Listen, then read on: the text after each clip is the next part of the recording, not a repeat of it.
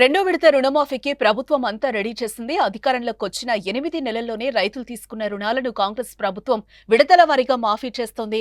ఇందులో భాగంగా మొదటి విడతగా ఈ నెల 18న లక్ష రూపు రుణం తీసుకున్న రైతులకి మాఫీ చేసింది. తాజాగా రెండో విడతలో 1,50,000 లోపు తీసుకున్న రుణాలను మాఫీ చేస్తోంది.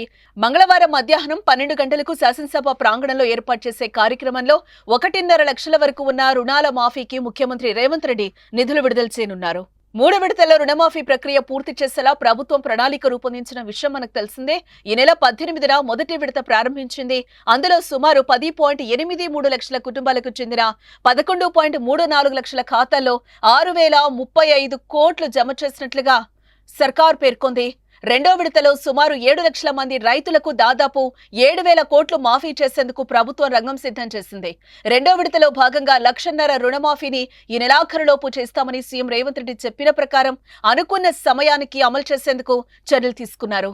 రైతుల రుణమాఫీ కోసం మొత్తంగా 31,000 కోట్లను ఖర్చు చేయనున్నారు. మూడో విడత రుణమాఫీకి 15,000 కోట్లు అవసరమని ప్రభుత్వం అంచనా వేసింది. వీటిని ఆగస్టు మొదటి వారం లేదంటే రెండో వారంలో చెల్లించనుంది. మూడో విడత అంటే 2 లక్షల లోపు ఉన్నవారికి రుణమాఫీ చేస్తామని కూడా ప్రకటించారు. దీంతో రాష్ట్రంలోని రైతులు ఈ వర్షాకాలం పూర్తి కాకముందే 2 లక్షల రుణమాఫీ అవుతున్నందుకు చాలా సంతోషంగా ఉందన్నారు.